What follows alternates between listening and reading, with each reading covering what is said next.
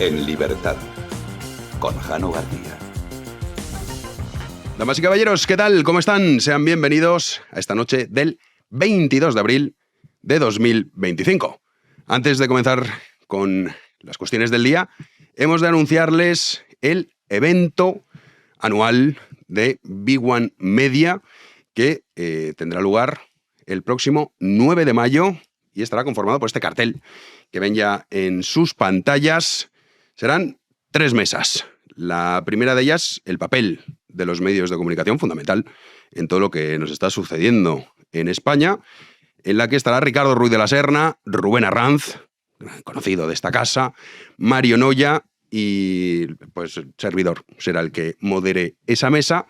Luego tendremos la mesa de España, desafíos, futuro, la cuestión de la Constitución española, que estará moderada por Álvaro Bernat y compuesta por Hermenegildo Altozano, Fernando Díaz Villanueva y Javier Martínez Fresneda. Y por último, expolio legalizado en España, mesa moderada por Nacho Bongiovanni y en la que estarán Daniel Lacalle, Manuel Llamas y Luis Fernando Quintero. Como les digo, esto es el próximo viernes 9 de mayo a las 5 de la tarde en Julián Romea número 23, en el CEU San Pablo. Lo hacemos conjuntamente con la colaboración tanto del CEU San Pablo como también de la FIL, o sea, fundación que estaba presidida por Mario Vargas Llosa. Un foro de la libertad en la que, pues bueno, tendrán prioridad, esto hay que decirlo, para acceder a ese evento nuestros queridos socios. Ya saben que una de las recompensas, una de tantas, es poder estar con nosotros en persona y, por supuesto, tienen prioridad para hacerse con una entrada completamente gratuita. Esto hay que decirlo. Y luego, posteriormente, pasadas 72 horas, ya se abrirá al público. Así que los que sean socios, o los que se hagan socios hoy, o durante estas próximas 72 horas, recibirán un correo electrónico y ahí simplemente pues tienen que pinchar, inscribirse. Los que quieran acudir, puedan acudir este próximo viernes 9 de mayo, a las 5 de la tarde. Serán esas 3 mesas y así pues podremos estar pues, conociéndonos en persona y desvirtualizándonos, que eso siempre está bien. Así que nada, ya lo saben, nuestros queridos socios tienen prioridad, 72 horas y a partir del viernes ya para todos aquellos que quieran acudir, a pesar de que, no entiendo por qué, no sean socios de Big One. Volviendo a las cuestiones del día, pues las cuestiones del día, la verdad es que diría que llama la atención, pero lo cierto es que no, que toda la izquierda mediática y también política lamentan el fallecimiento del Papa Francisco I, porque pues, lo consideraban uno de los suyos. Y en cierta medida, tienen razón. La realidad es que cuando se dice que no, el Papa no tiene ideología, esto es rotundamente falso. La gente, no, yo no tengo ideología. Hombre, usted pensará, tendrá una opinión o creerá que hay cosas que son buenas o malas. Esto es evidente. Nadie se queda, ¿usted qué opina de esto? Nada, no tengo opinión. Hombre, tendrá una opinión. Quizás su ideología nos ha conformado a través de lecturas profundas y reflexiones extensas. Es posible, pero tiene una opinión. Tiene unas ideas que defiende. Claro, ¿es lo mismo el Papa Francisco que Juan Pablo II? Pues hombre, evidentemente no. Esto es evidente. La prueba de ello es, como digo, cómo la izquierda mediática lamenta y apoya al Papa Francisco I todo lo que ha hecho, incluso, ¿quién? Pues el presidente del gobierno, que como es costumbre en él, reivindicaba un legado del Papa que no es tal. Lo escuchamos. Sí me gustaría trasladar unas palabras de recuerdo por el Papa Francisco y también unas palabras de afecto. A lo largo de estos años he tenido la ocasión de poder conversar con él en varias ocasiones y siempre supe que estaba ante un amigo de España y un referente moral y espiritual para millones de personas. Un líder que abogó por la lucha contra la pobreza, por una mirada humanista del fenómeno de la migración, por la mitigación y la adaptación al cambio climático o contra la intolerancia cuando más falta hacía. Pues como es costumbre, Pedro Sánchez miente. Amigo de España. Hombre, amigo de España no era. Tanto es así, conviene recordar, que no visitó España, visitó más de 65 países. No visitó España. Anda que no hay una comunidad católica importante en España. Y no lo hizo porque aseguraba que es que no había paz. ¿En referencia a qué? En referencia a el problema en Cataluña. Poco menos que nivelaba a lo que es España con el secesionismo catalán. Es que tienen ustedes un problema. ¿Cómo voy a ir a visitarles? El argumento es estúpido, sin duda. Anda que no hay comunidades y lugares en los que los católicos son perseguidos, ahí no hay paz. Y sí, se han hecho visitas. Un argumento estúpido. Pero un argumento estúpido que en el fondo lo que escondía es ese rechazo de un papa cuyos orígenes eran los que eran. Esto hay que recordarlo. También deslizaba, disciplinamente, ese perdón, la conquista, uy, qué terrible. Era esta línea. El desprecio del Papa por España era rotundo. Y esto es una evidencia. Amigo de España, claro, como Sánchez también la desprecia, pues lo considera amigo, sin duda. Luego llama poderosamente la atención que digan, es que este Papa se ha preocupado de los desfavorecidos. Está muy preocupado por la pobreza. La pregunta es, ¿y qué Papa no lo está? La pregunta más bien es, ¿qué católico de bien no lo está? ¿Qué cura sale diciendo, no, los pobres, no hay que ayudarlos, que se queden ahí? No conozco. Ninguno. Es una cosa absurda. Es evidente. ¿Cómo no se va a preocupar por ello? Y muchos hablaban, cuando el Papa hacía referencia a la justicia social, que en esto, claro, que vivimos en un mundo, decían, mira, el Papa defiende la justicia social. Sí, yo también, pero la justicia social de Taparelli, que no es la justicia social de María Jesús Montero, de Pedro Sánchez, de Pablo Iglesias, de Irene Montero, de Yolanda Díaz. No. Eso no es justicia social. Lo que pasa es que como se han adueñado del vocabulario, pues muchos decían, ya está reivindicando que le quiten todo el dinero al que tiene para dárselo al que no tiene. Y no es esto. Justicia social es ayudar al desfavorecido, sin duda. Mantener a millones de personas, que es lo que hace este gobierno, no solo en España, sino todos los gobiernos socialistas, quitándole al que trabaja y al que produce para que el vago maleante esté en su casa cobrando, eso no es justicia social. Eso no lo es. Pero algunos cometían ese error, el propio Milei lo cometió. Ahora bien, es cierto, como decíamos antes, que dice, el Papa no hace política. Hombre, no hace y sí que hace. Hay gestos, muchos. Otro de los gestos que hacía el Papa era recibir a los Kirchner con besos y abrazos y sonrisas, qué divertido era, y con Donald Trump, con cara que se note, en fin, estar ahí diciendo, pues miren qué remedio tengo. Le faltaba escupirle. Porque le gustaba más el rollito kirchneriano. Esto es así. Igual que el desprecio a España es una evidencia. También la cuestión está del cambio climático. Ya el Papa, desde el año 2019, con Greta Thunberg, le animaba a seguir con su lucha. Dices, hombre, a ver, santidad. Es una niña que no está bien de la cabeza, por aquel entonces menor de edad, que han secuestrado las élites, que la han convertido en un referente de la estupidez más que otra cosa. Y usted lo que debería hacer no es animarle a la lucha, es decir, oiga, ustedes son unos sinvergüenzas que hacen utilizando a una pobre niña que no está bien de la cabeza para su propaganda verde. Que además lo que genera, que son precisamente pobres. Si hay una política que genera pobreza, sin duda son las políticas verdes. Y esto no lo puede discutir nadie. Pero, por supuesto, que el Papa hacía esos gestos. Y algunos entonces te dicen, bueno, y Juan Pablo también. Hombre, vamos a ver. Me gusta comparar, ¿para qué?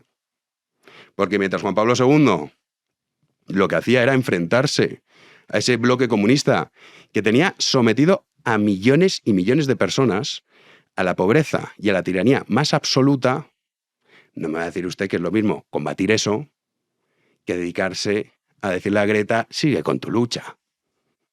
Que la culpa no es de Greta, si es que no está bien. La culpa son de los canallas que la utilizan. de esas élites. El fenómeno Greta salía, ya saben ustedes, ahí abroncando a las élites y las élites le aplaudían. Pero hombre, era todo tan absurdo. Por supuesto que hay diferencias. Sí, se puede hacer política, la cuestión es para qué. Se pueden hacer gestos, sí, pero defendiendo el qué. Y esto lo apuntaba muchas veces Ratzinger, que soy un papa, pues en fin, que la gente decía, no, es que es muy borde. Bueno, lo que ustedes quieran. Pero apuntaba con enorme certeza al gran problema del mundo actual, que es ese nihilismo. Es lo mismo estar en contra de la tiranía, de la opresión y del empobrecimiento que causa el comunismo por aquel entonces, mientras estaba Juan Pablo II, que animar a Greta a que siga con su activismo. Hombre, lo mismo no. Una cosa está bien, Juan Pablo, y otra cosa está mal, Francisco. Esto es así. Y la izquierda encantada. Encantada con, claro, el Papa, qué maravilla. Luego también es verdad que meten muchas cuestiones que tampoco hay una transformación absoluta. Pero sí gestos. Pero no en la línea de Juan Pablo II, sin duda. Y ahora se abre la cuestión de quién va a ser su sucesor. Contábamos aquí ayer en el programa especial que hicimos que la mayoría de cardenales que tienen que escoger al nuevo Papa han sido nombrados por Francisco. Y por lo tanto la probabilidad de que sea alguien en la línea continuista es bastante elevada. Pero los expertos han conformado una lista de cuáles son los posibles sucesores, próximo Papa, que pasamos ya, vamos a repasar quiénes son. Empezamos por Fridolin Ambongo Besungu. Es el principal candidato africano. Se le considera un referente del sector conservador porque fue el que negoció con el Vaticano que no se aplicara en África la bendición a parejas homosexuales. Bueno, pues este es uno de los candidatos. Luego tenemos a Matteo Zuppi, que es el presidente de los obispos italianos, que entre otras cosas escribió el prólogo de un libro sobre la atención pastoral de personas homosexuales y contribuyó, esto hay que decirlo, en procesos de paz, tanto en Guatemala como Burundi, y también en el año 2017 asistió al acto en Bayona en el que representantes de ETA entregaron las armas, algo que disgustó a los obispos españoles. Hoy en día no lo sabemos. Pues saben que algunos se han cabreado porque ha salido ese acuerdo entre el PSOE y la Iglesia española en relación al Valle de los Caídos. Les disgusta que lo filtre el PSOE, en fin. Tenemos a Pizzaballa también, que es el superior de los franciscanos de Tierra Santa. Su cargo sería el equivalente al de obispo de Jerusalén. Tenemos a Luis Antonio Tagle, que es arzobispo de Manila, que, bueno, la verdad, tiene una cara de buen hombre, que vamos a decir, que sería, sin duda, pues bueno, un pontífice, podemos decir, misionero, que está más cerca, digamos, de la gente que de las cuestiones burocráticas romanas. Pietro Parolin. Si la cara es el reflejo del alma, pues ahí lo tienen. Viceministro de Exteriores de la Santa Sede, que además va a ser el que va a presidir el cónclave, y bueno, pues sería muy en la línea de Francisco I. Peter Erdo, arzobispo de Budapest, que bueno, es uno de los que ha conseguido, digamos, proteger la independencia de la Iglesia y pues que cuenta con el apoyo de lo que se dice a la conservadora, que esto también habría que explicarlo de alguna manera. Igual cuando se dice ultracatólico, ¿esto qué es? ¿No?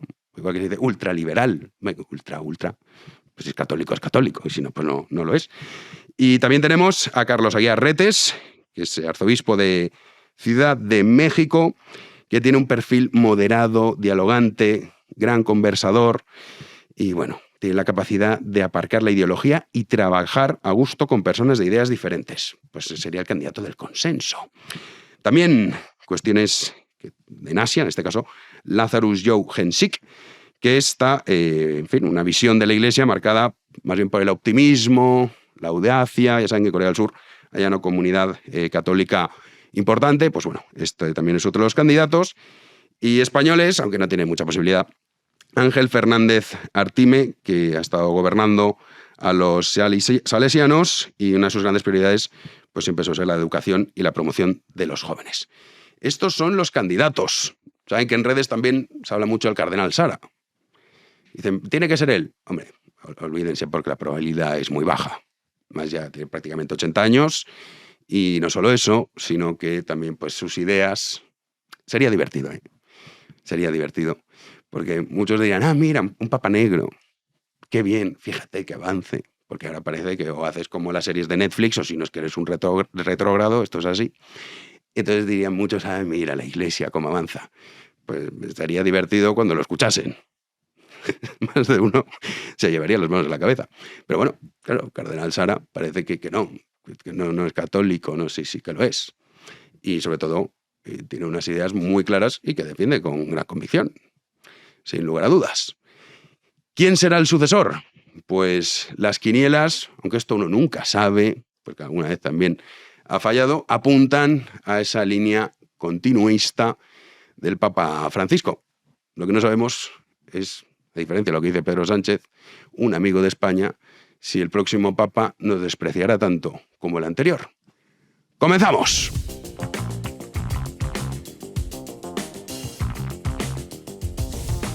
Recibimos ya a Juan Andrés Rubert. ¿Qué tal? ¿Qué tal, Jano? Muy buenas noches. Pues aquí estamos, viendo. Capeando. Como la izquierda se derrite. Claro, no me extraña, el Papa. Ay, es que claro, son tan limitados que se conforman con coger 3 o 4 frases sueltas y con eso pues alguna cosa más, agitar ahí el cóctel y montarse una doctrina paralela y no sé, dentro de nada pues tendremos a Pedro Sánchez postulándose como nuevo papa también. Hombre, el CEIS seguro que dice que es el gran favorito. Claro, que la sociedad, porque ellos siempre, ya sabes, sí, que hablan en nombre de la sociedad, demanda un papa para estas circunstancias. O mujer, que este es el próximo paso. Claro. Esto lo veremos.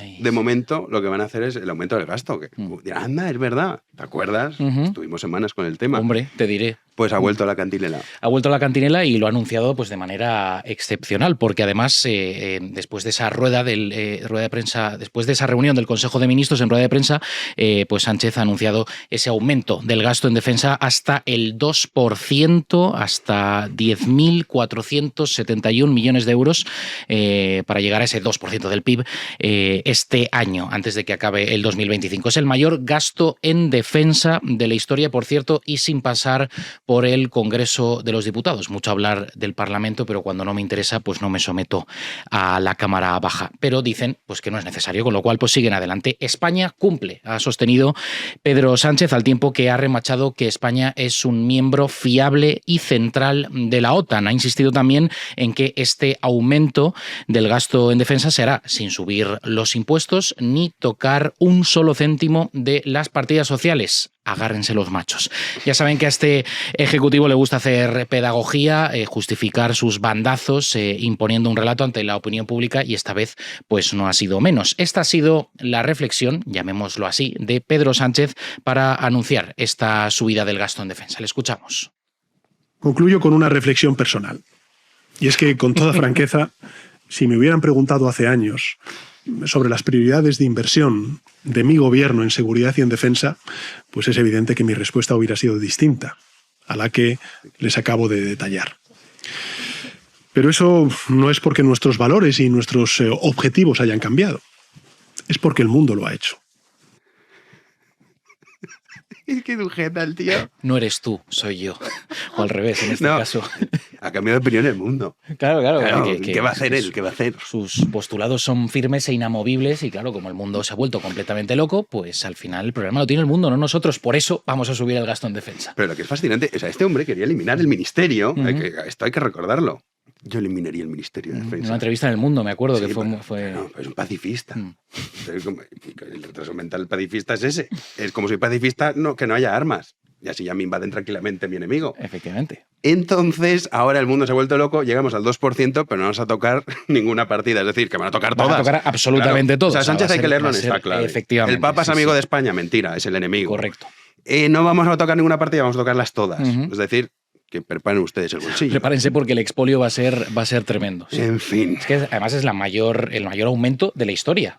Hombre, tampoco, es que no era difícil. Que no era muy Sí, complicado. Vamos con pistolas de fogueo. Pero ahí. claro, cuando no dices de dónde vas a sacar el dinero y encima dices que no se va a tocar un solo céntimo, Va a tocar pues todo. es que es efectivamente todo lo contrario. Pero es que es tremendo, Jano, porque sin presupuesto, sin pasar por el control de la Cámara. Pero claro, los reaccionarios y los extremistas son pues los que critican este tipo de Fascinante. de actitudes. Vamos con García Ortiz.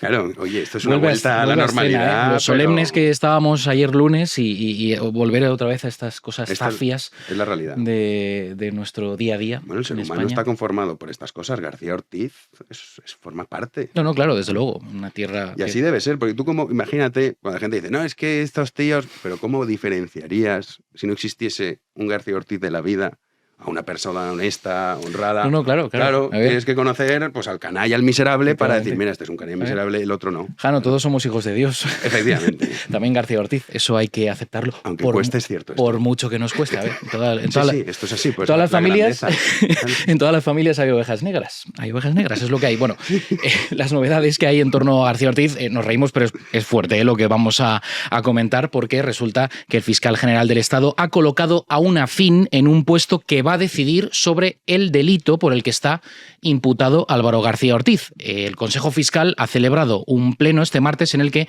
se ha elegido pues, a 4 nuevos fiscales de sala a propuesta, como decimos, del fiscal general del Estado. De los 4 nombramientos, el más polémico es el del fiscal de sala de delitos contra la administración pública. El elegido ha sido el fiscal Emilio Sánchez Ulled, que se declaró de izquierdas y presidió la Unión Progresista de Fiscales, la UPF. Su papel va a ser clave para ese caso de las filtraciones que amenaza a García Ortiz, que está imputado en el alto tribunal tras constatarse pues, que borró absolutamente todo el contenido de sus chats en su móvil oficial con toda la investigación al novio de Isabel Díaz Ayuso. Pues bien, este martes Vox ha denunciado este movimiento, por parte del gobierno y lo ha hecho a través de su portavoz, Pepa Millán. Asistimos a la enésima cacicada de un gobierno que se cree básicamente que España es su cortijo. Ahora tenemos al fiscal general del Estado, que como saben está imputado por un delito de revelación de secretos, decidiendo sobre quién será el próximo fiscal de sala de delitos contra la administración pública. Es decir, el fiscal que decidirá sobre el delito por el cual el propio fiscal general del Estado está imputado. ¿Cómo será la cosa, Jano? Que hasta la Fiscalía Anticorrupción lo ha visto como un intento claro de desviar todos los casos sensibles del gobierno para evitar que haya una condena firme. Mira, que me parece increíble es que se sorprendan a estas alturas. Caray, pero ¿cómo? ¿Cómo es posible, no, que haya ocurrido esto? 2025, ya casi mayo del 25. O sea, vamos a ver. Sí. Estas sorpresas de hoy Sánchez. Hombre, a estas alturas. El juez Peinado. El juez Peinado, sí. Uno Dinoy. No salimos del bucle, Jano, ¿eh? Esto es volver de las vacaciones de Semana Santa. Uno pues vuelve con su capa de como decimos, de solemnidad, de penitencia, de reflexión. Pues no, aquí... No, este es el mundo real. No hay tregua, el mundo real es el que es. Y bueno, ahora el juez Peinado pues ha ordenado un careo entre la asesora de Begoña Gómez y el ex número 2 de Félix Bolaños. La intención es aclarar su nombramiento. Para ello, el instructor va a sentar frente a frente el próximo 14 de mayo a Cristina Álvarez y al ex vicesecretario de Presidencia, Alfredo González. Además, también va a interrogar como testigo al jefe de personal de la Moncloa. La decisión llega después de que el pasado miércoles el instructor que investiga a la esposa del presidente del gobierno tomara declaración como testigo a Félix Bolaños sobre la contratación en julio de 2018 de Cristina Álvarez, que desde entonces se encargó de asistir a la esposa de Pedro Sánchez. El magistrado ha detectado ciertas contradicciones en las explicaciones que ha recibido sobre la contratación y quiere aclararlas directamente sentando a estos dos testigos cara a cara, frente a frente, para aclarar todo entre la propia asesora y el entonces, como decimos, vicesecretario general de Presidencia, Alfredo González. Ya verás qué lío. A ver si consiguen ponerse de acuerdo para el careo este. No sé yo. Van a acabar putados todos. Claro. No, claro, pero bueno, se llegará... Pero conforme hablan, peor, como el hermano de Sánchez. Efectivamente, se van tropezando y claro. la bola de nieve pues cada vez se hace más grande. Vengan aquí un momento que aquí hace una pregunta. Es verdad que iba a pillar la jueza que le dijo, ¿y usted dónde trabajaba? ¿Qué fascista? ¿A quién se le ocurre esta pregunta? Esta vez va a pillar. Qué torticera, ¿eh? Sí. Qué intención hay más sibilina, ¿no? Loafer. Loafer, claro. Loafer. Ay, corrupción política. Sí, oye, lo de Catarroja. Ujú. Contamos aquí, es que pasan tantas cosas, que la PSOE, en un gesto, pues en fin, generosidad, le dijo a la jueza, déjate las otras causas y así esta la puedes instruir bien. Efectivamente, si te centras claro. exclusivamente en esto. Sí. Esto no es lawfare, esto es justicia. Ah, no, claro. Y ahora ha dicho que ¿cómo que Pilar Bernabé? ¿Qué va? ¿Qué nombre? ¿Que cómo la va a llamar? ¿Por qué iba a llamarla? O sea, una cosa espectacular.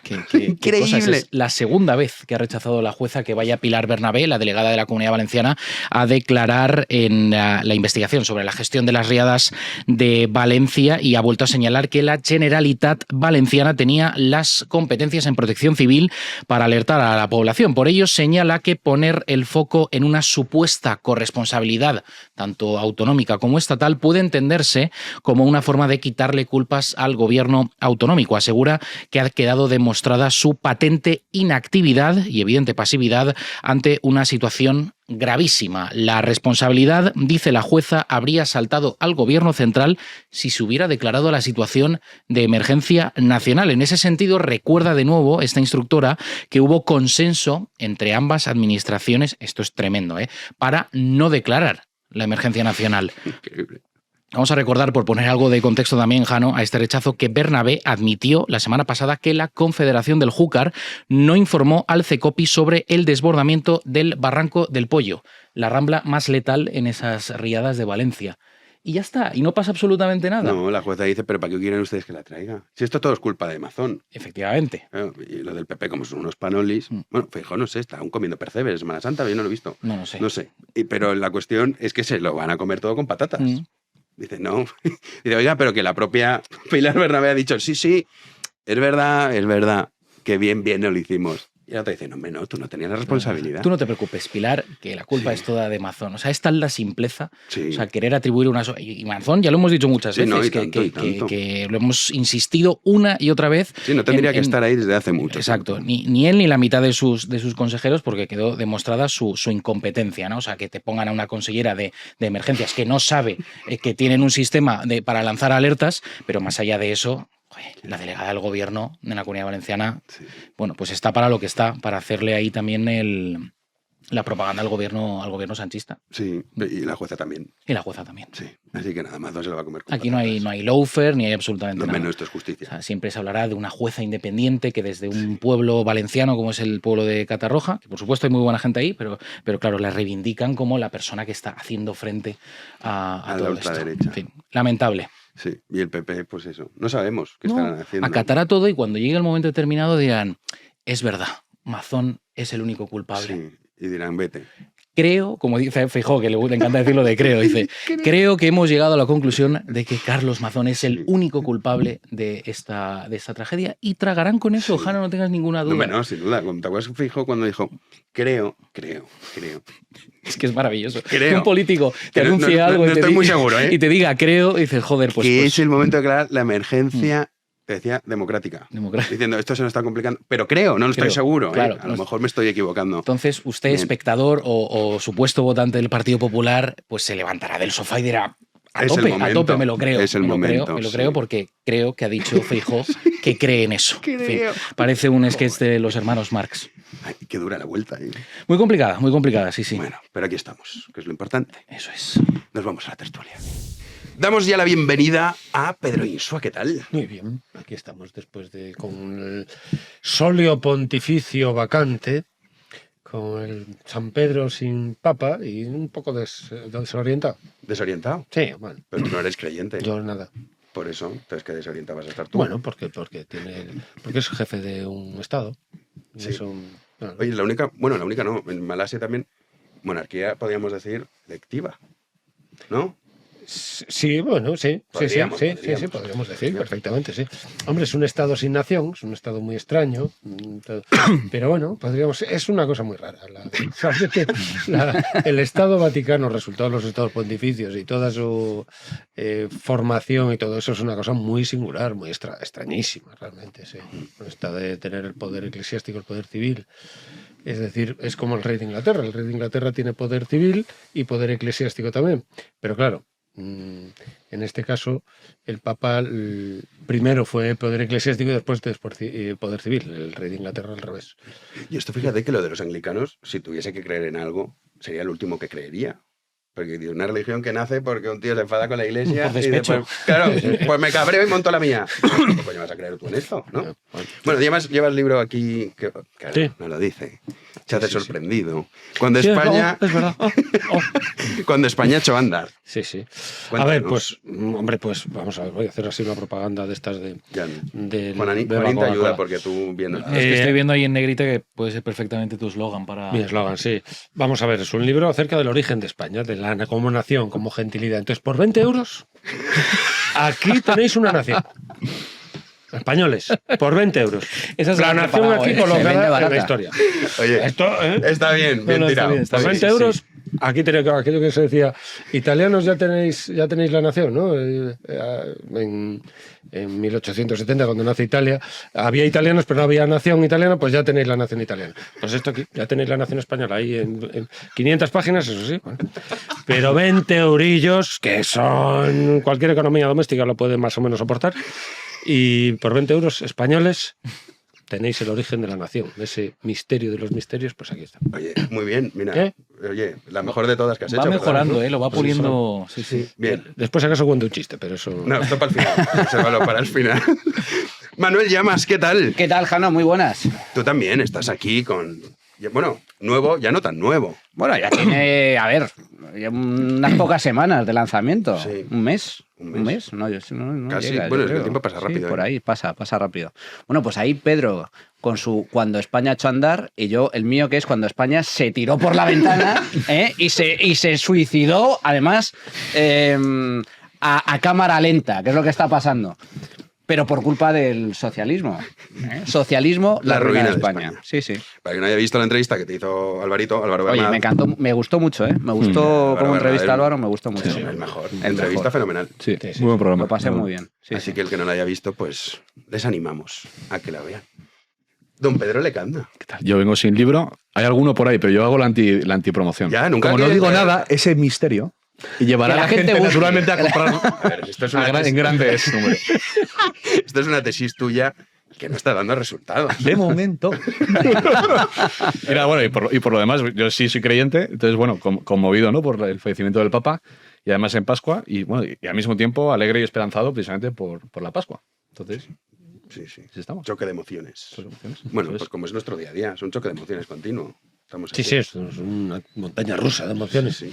Oye, ¿queréis que comencemos? Tenemos varios temas, pero como la izquierda está lamentando, no sé si estáis viendo últimamente La Sexta. Sí, esta hay que verlo a veces. Man. Sí, lo sé, lo Hay que sé. saber qué pasa. La SER, tanto dicen, ay, el Papa. Sobre todo hay una cosa que a mí me fascina cuando dicen, ¿qué lucha contra la pobreza? Yo no conozco ningún papa que haya dicho a los pobres no les ayudéis, dejadlos que se mueran de asco. Digo, pues hombre, todos los papas han hecho esto, ¿no? Digo, es lo mínimo. Pero están todos muy compungidos. No sé cómo lo estás viendo tú esto, Pedro. Desde tu Aquí, ateísmo. vamos a ver, este Papa precisamente fue bastante denostado en líneas generales. Hemos visto cómo ha recibido mejores palabras por parte de los que se dicen de izquierdas que por parte de los que se dicen de derechas, ¿no? Más o menos había cierta tendencia, ahora mismo al fallecer, de reconocer las virtudes del Papa por parte de los dirigentes de izquierdas, y los de las derechas en líneas generales ya estaban pensando en cuál era el Papa que iba a sustituir al Papa, que en realidad nunca se sustituye porque es siempre el mismo Papa, ¿no? Quiero decir que es un continuo. Y entonces, bueno, pues a mí lo que me interesa del Papa es este giro ideológico del Papa, que no es el Papa, sino todo lo demás que en torno al Papa, cómo las izquierdas precisamente han asumido prácticamente el discurso del papado. Lo han asumido pues el pacifismo, el irenismo papal, ¿no? Con qué simpatía ven al papado, ¿no? Yolanda Díaz, ¿no? que estuvo allí, lo visitó y tal. Es verdad que tenemos a Vance, ¿no? que se confesó católico y es el último dirigente, ¿no? Sí, que visitó al que ha Papa visitado de al antes. Papa, sí. Que Entonces, ya pues, es bueno. tener puntería, ¿eh? Sí, ya Sí, está. además le Sí. dijo, le veo mucho mejor. Sí. Y al día siguiente ya no estaba. Entre la visita a Vance y la portada de La Razón, Volver a portar. Sí. lo que se llama el Qué tiro, ¿eh? talento para... en fin. Bueno, esto es un papa jesuita, ¿no? El primer papa jesuita en la historia. Claro, es uno de los pocos papas no italianos, porque desde Adriano de Utrecht fue el último papa hasta Juan Pablo II, desde Adriano de Utrecht en el siglo XVI hasta Juan Pablo II, todos los papas fueron italianos, y después vino Juan Pablo II, polaco, después vino Ratzinger, alemán, y después el argentino, es verdad que Bergoglio con... Ahora, yo sí que me llama la atención en determinados movimientos ideológicos, por ejemplo el liberalismo, cómo es posible digamos, esta visión más o menos positiva del papado cuando el papa, en el sílabus, Pío IX, condenó el liberalismo.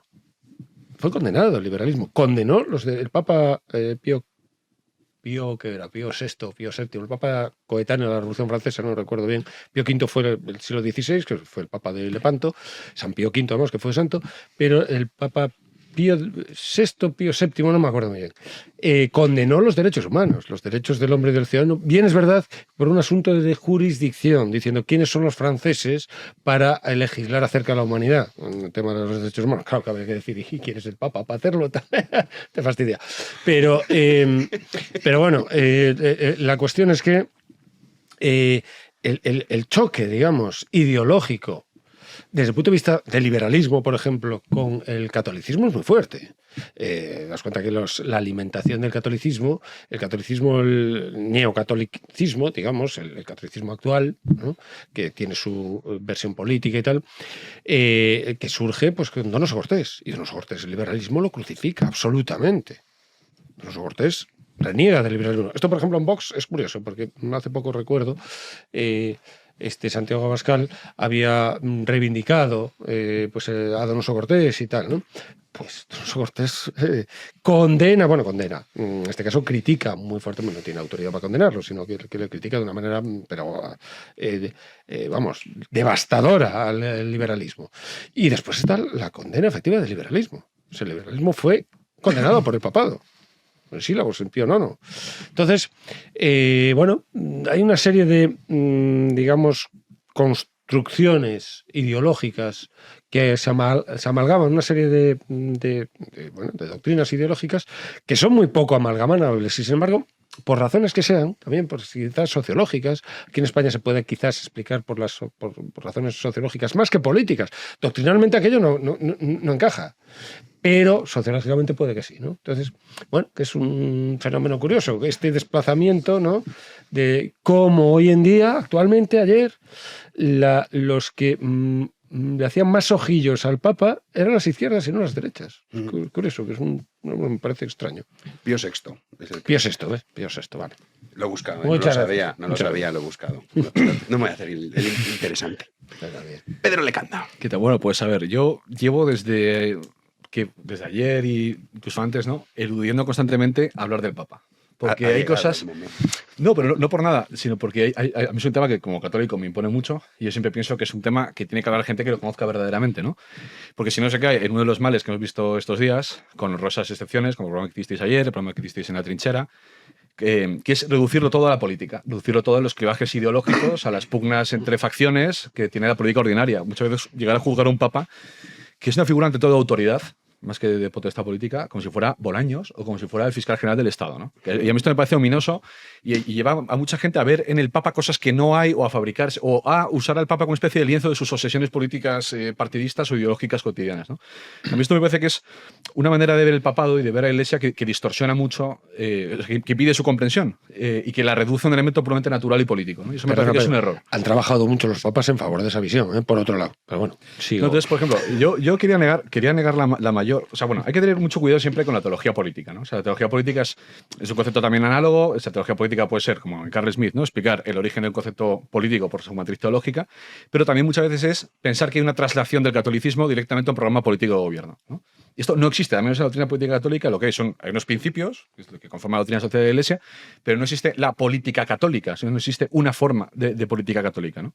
Por mucho que yo digo que haya mucha gente, ¿no?, que esté intentándolo hacer constantemente, es decir, que haya gente de izquierdas que intentan, que desde fuera, generalmente además desde fuera, porque la mayor parte de portavoces de esa izquierda son ateos, son gente que de hecho tiene prejuicios anticatólicos muy fuertes, pero intentan convertir al Papa una especie de político que les dé esa autoridad religiosa, que les invista a ellos esa autoridad religiosa, ¿no?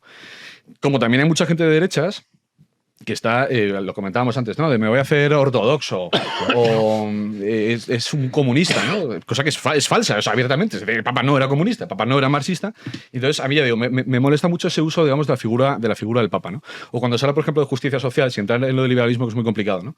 Bueno, justicia social también es un principio que elabora un jesuita, ¿no? Pues, Taparelli, sí, yo estoy de y acuerdo. que tiene muy distintas acepciones. Entonces, mientras eso no salga de la doctrina social de la Iglesia o de la ortodoxia católica, muchas materias son opinables, Entonces, yo digo que reducir la fe católica a eso me parece un problema. Pero yo niego la mayor, ¿no? Cuando los izquierdistas contemporáneos, progresistas, intentan reivindicar al Papa o traerlo a su orilla.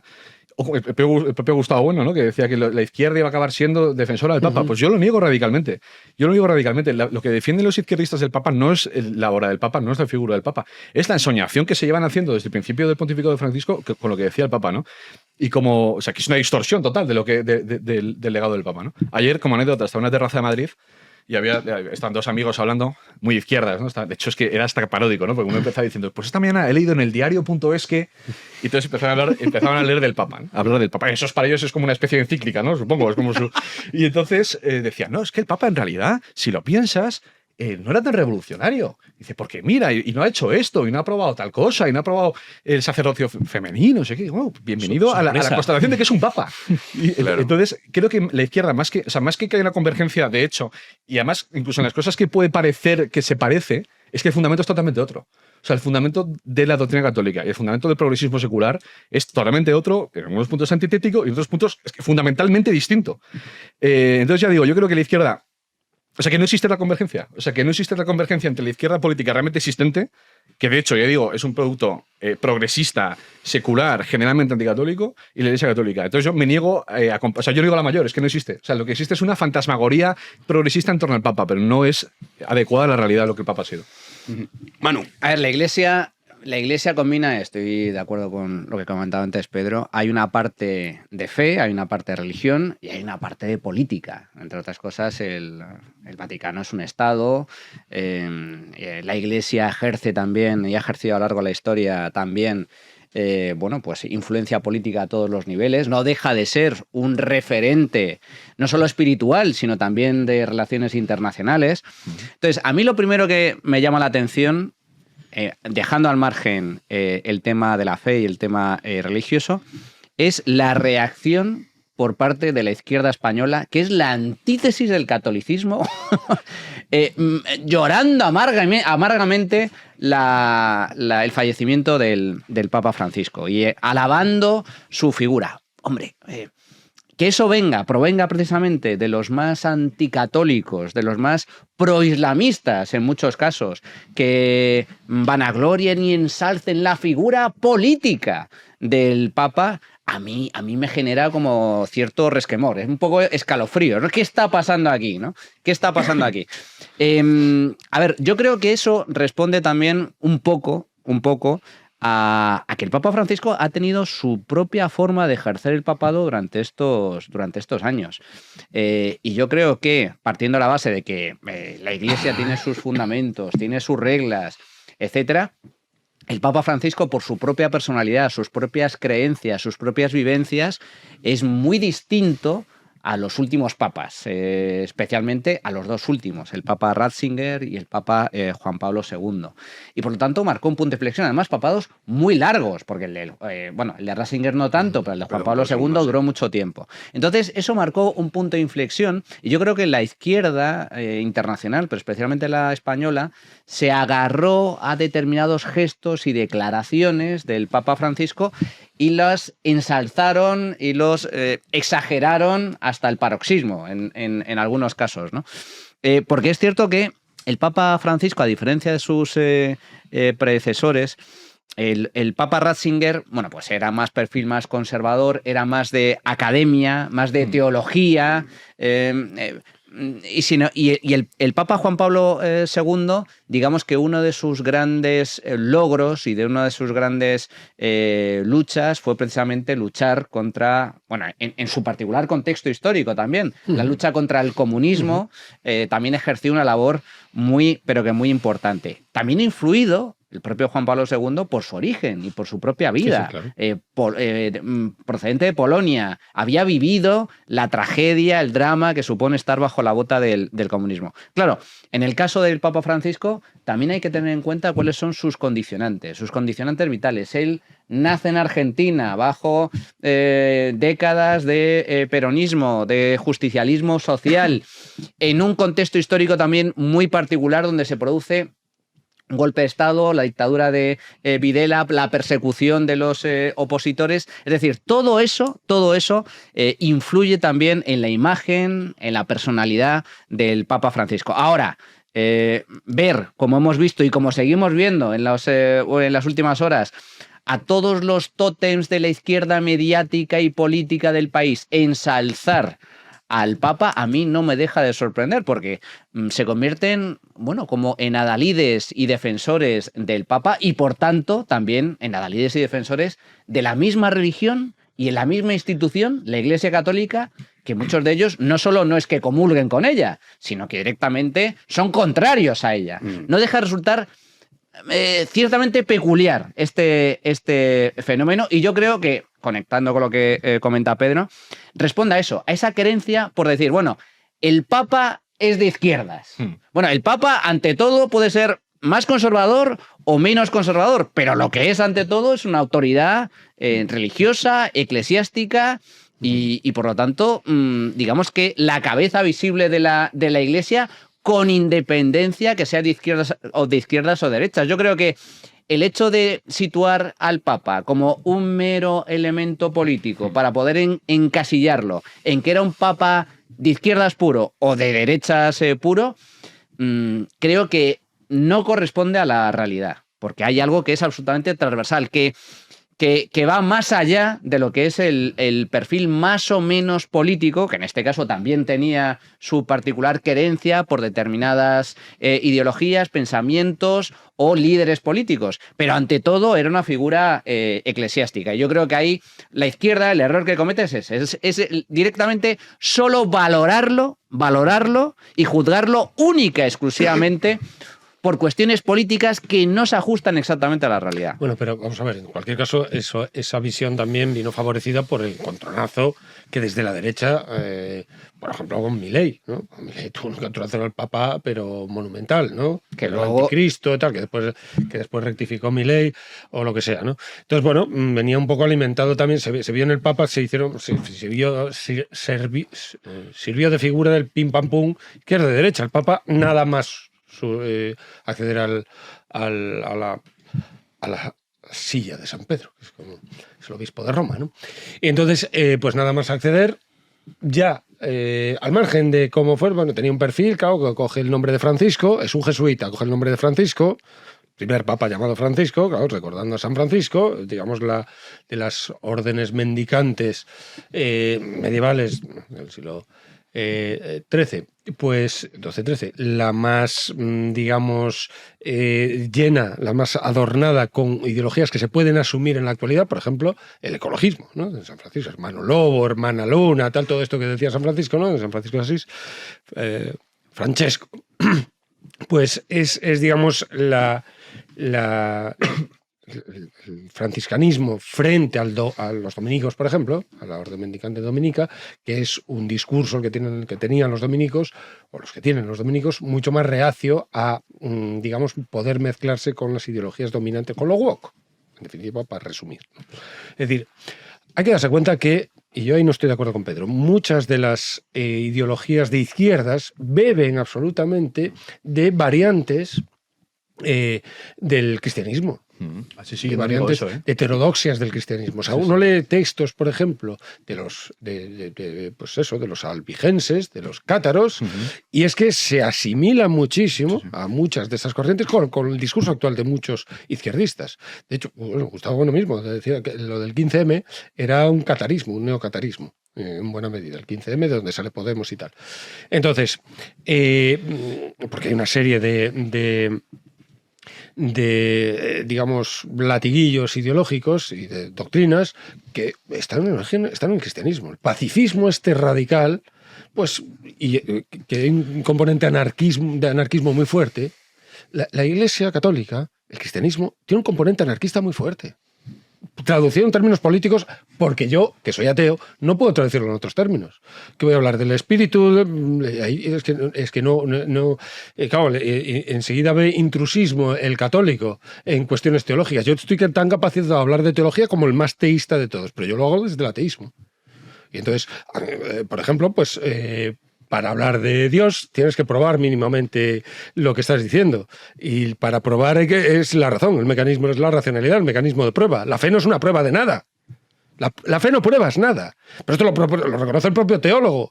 La fe es imposible probar nada de la fe. La fe implica creencias. Si tú probases la fe no tendría valor, sería superflua.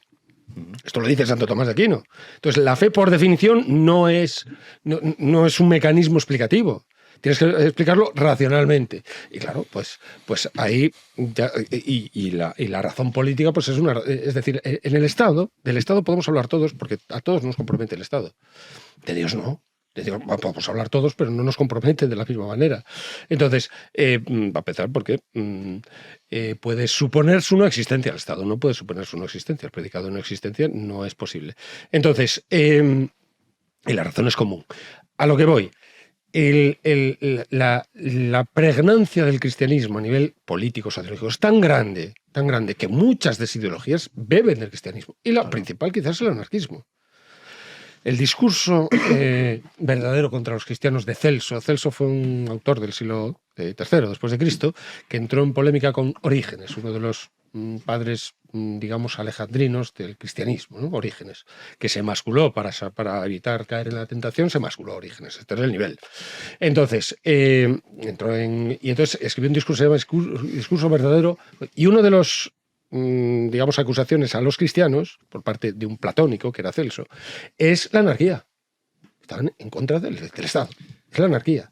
Y entonces, y San Agustín está en la fuente de la... Entonces, la lectura política del cristianismo, ya estoy con...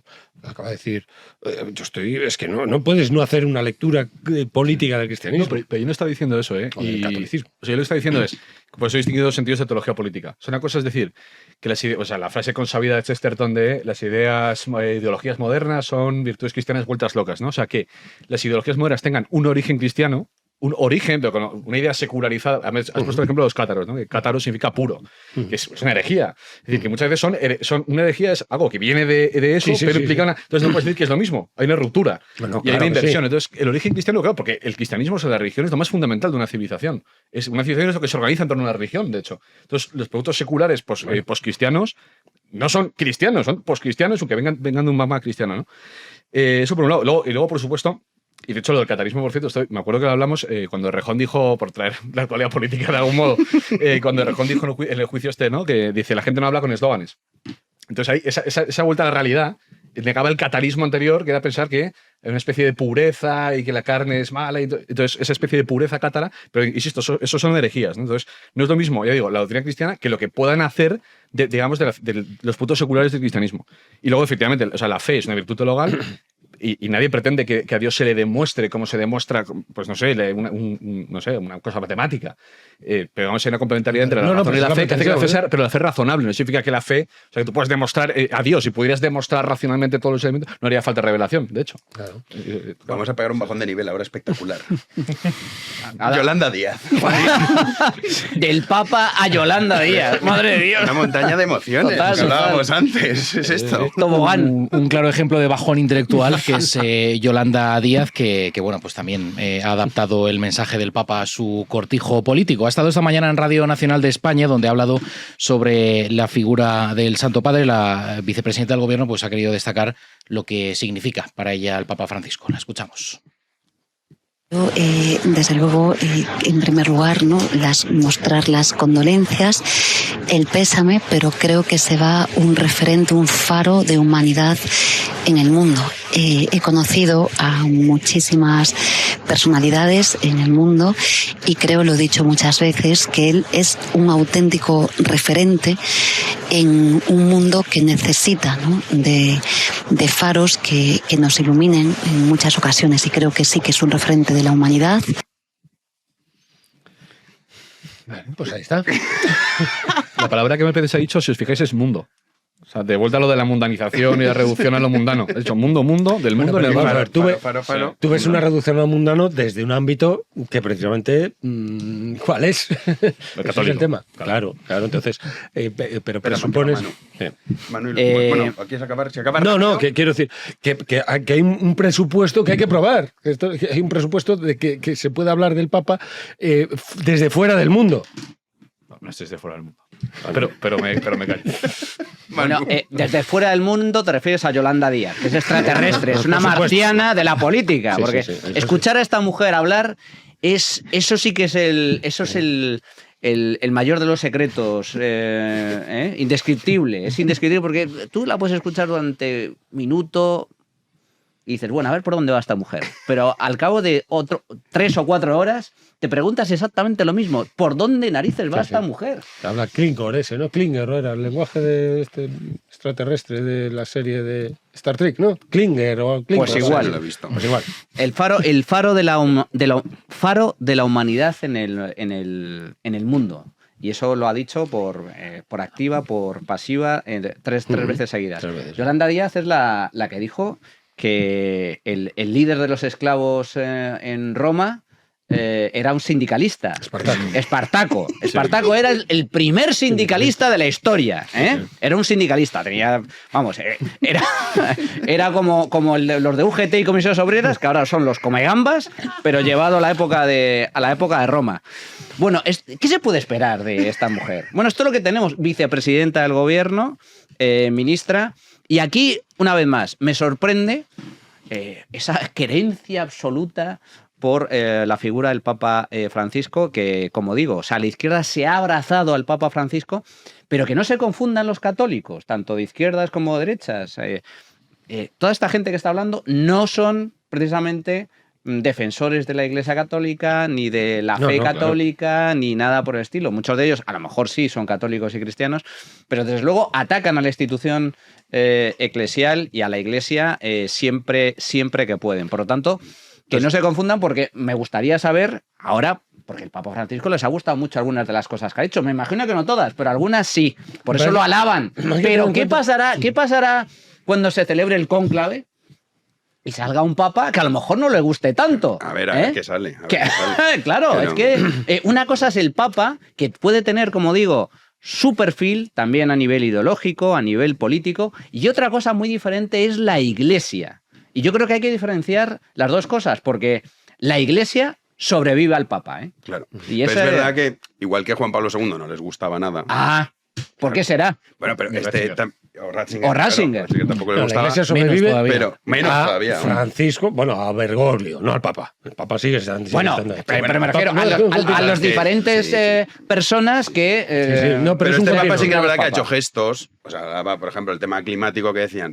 A Greta le decía, continúa con tu lucha. Claro. Pero vamos a ver, oiga, una niña que está mal de la cabeza, la pobre, que la están utilizando las élites para hacer su propaganda repugnante, usted lo que tendría que decir, son ustedes unos sinvergüenzas, cogiendo a esta pobre niña y paseándola por el mundo, abroncando al personal y diciendo disparates.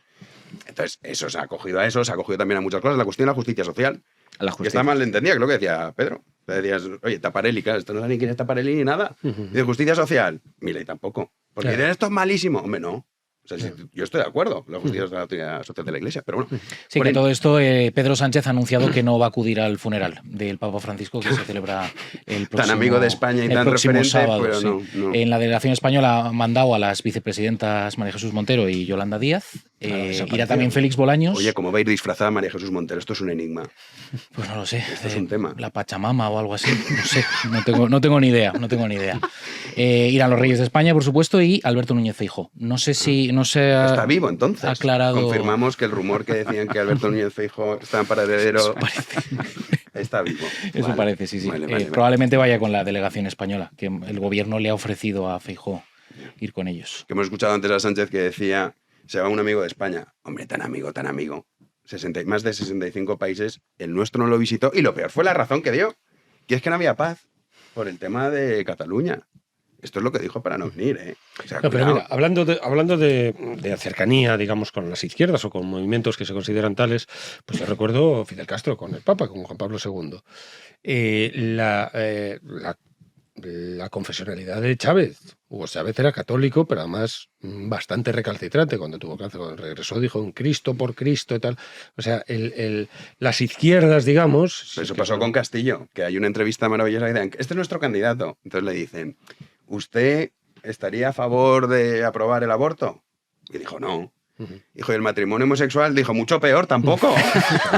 Claro, sí. De todo hay la viña del señor. La izquierda lo flipaba. Y luego pero es verdad que en Hispanoamérica eso existe, ese fenómeno, claro. Aquí no, para el pero... diálogo, todo aquello de cuadernos para el diálogo entre marxistas y marxistas comunistas y el cristianismo, esto fue pues todo porque hay un discurso, la parusía cristiana y la parusía socialista marxista tiene un parecido. De hecho, el cristianismo es un poco la matriz, ¿no? El pecado original, que es la propiedad privada, todo el peregrinaje, la alienación, que además utiliza la misma palabra, y después la parusía, la recomposición, ¿no? Y la vuelta, el regreso al comunismo primitivo, un poco en parte en el caso del marxismo, la abolición de la propiedad privada de las sociedades sin clases. En el caso del cristianismo, pues el juicio final y el paraíso.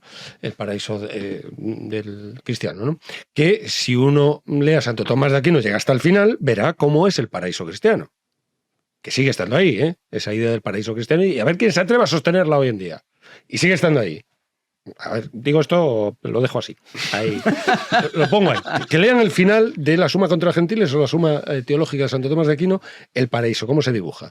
Para empezar, no hay relaciones sexuales, para empezar. O sea, ya. Vaya. Porque ya no puede haber más reproducción, porque ya muchas cosas. Pierde el sentido. Claro. Muchas cosas pierden sentido. Pero bueno, pero ahí lo dejo.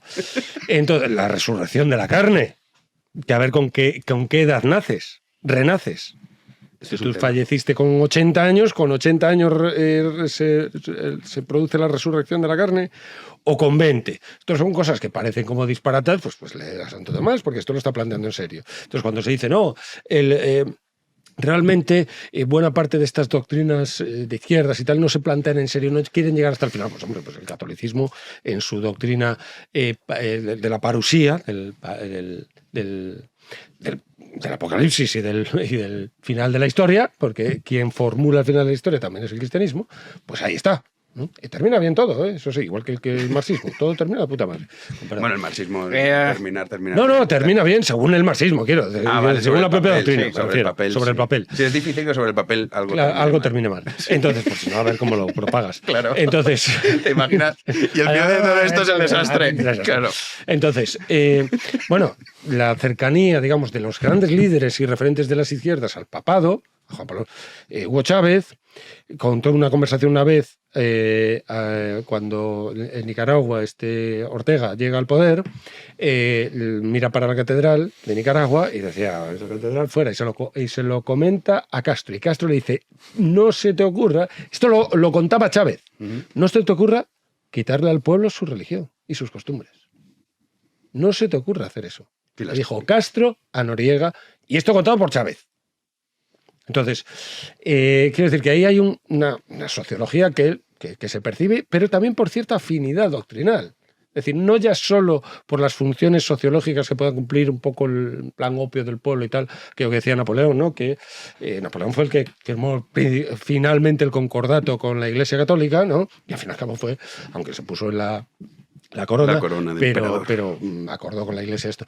Y decía Napoleón, un cura me ahorra 100 gendarmes.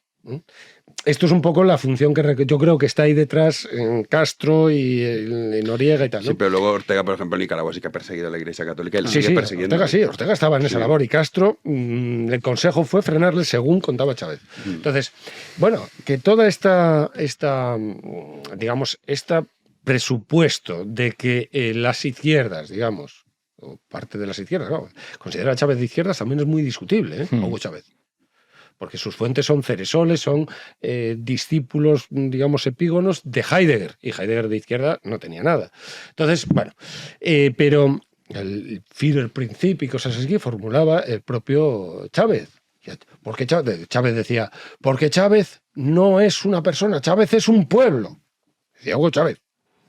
Entonces, muchas cosas. Muy humilde era. humilde, Era por muy supuesto. Y hacía muchas cosas. Bueno, La mayoría malas. entonces, yo veo mucha más cercanía, creo, de la que se está planteando. O sea, que ese elogio por parte de las izquierdas, yo creo que tiene un fundamento de referente, por lo menos a nivel sociológico, doctrinal incluso, me atrevo a decir, por eso insisto en esto. Teología de la liberación. por La ejemplo. teología de la liberación, por ejemplo, eso fue, en Hispanoamérica fue que tiene mucha afinidad con ETA.